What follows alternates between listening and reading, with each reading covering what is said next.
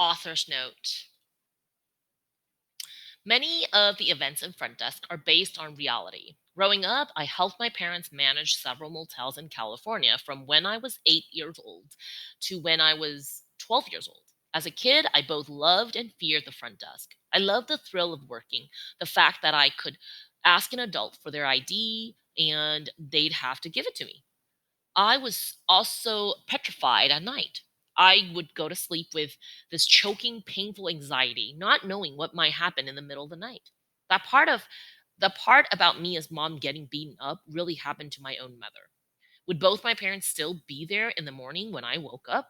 At school, I couldn't talk about it with any of my friends. How could I explain to them that my parents came to the United States with only $200 in their pocket? That for the first year, I slept on a mattress we pulled out of the dumpster, hoping my dreams greeted me before the stench did. I also couldn't explain the love and hope that grew out of poverty.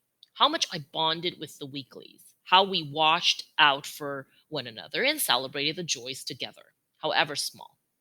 How my parents hid fellow immigrants from the boss and used a blue baseball cap on the front desk as the secret sign. How a pair of stray cats and kittens on the back stairwell, and we hid the kittens in the rooms too. How my dad made soup for the customers when they weren't feeling well. How we became family. Our new family helped us get through the loneliness and frustration of our situation.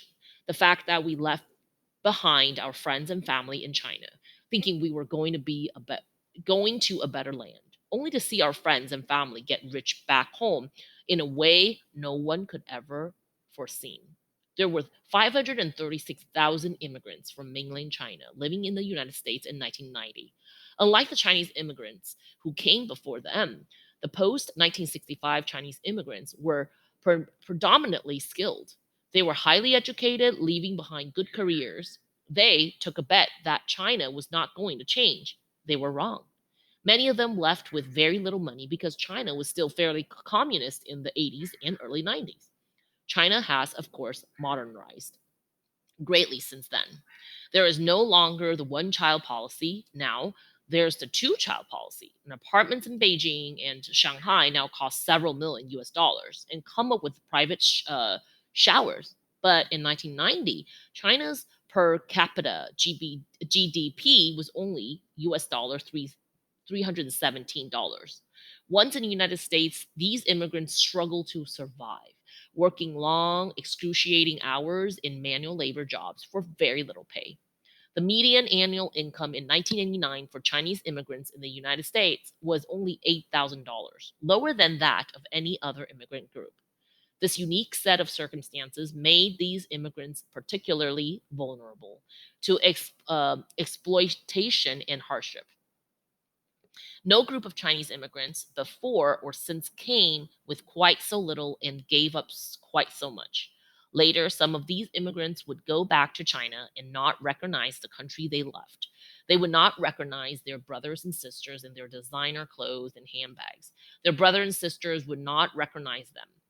Neither would the new Chinese immigrants, who would arrive in business class and not understand why anybody would ever turn to loan sharks. I grew up listening to the stories of these immigrants, stories that brought tears to my eyes and chill the air in my lungs. I'll never forget when my mom's friend came to stay with us and confessed he worked 18-hour days and slept in his boss's basement because his boss took away his passport and ID. I stayed up all night writing his boss a letter, though I was just a kid. My letter scared the boss, and my mom's friend was freed. I hope in telling these stories, these immigrant struggles and sacrifices will not be forgotten. They will not be forgotten.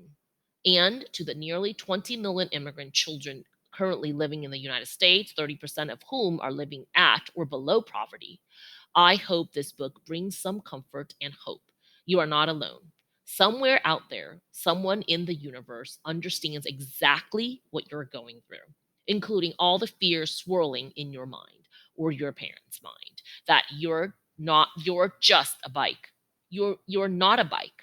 Finally, I hope that through this book, more people will understand the importance of tolerance and diversity. The owner of one of the motel we managed told us not to rent to African Americans, saying they were dangerous. This infuriated us, and we did not listen. To this day, my family and I are forever grateful to the many, many wonderful people from all different backgrounds who made us feel welcome in our new country and helped us in time of need. Often during tough times, the first instinct is to exclude. But this book is about what happens when you include. When, despite all your suffering and your heartache, you still wake up every morning and look out at the world with fresh, curious eyes.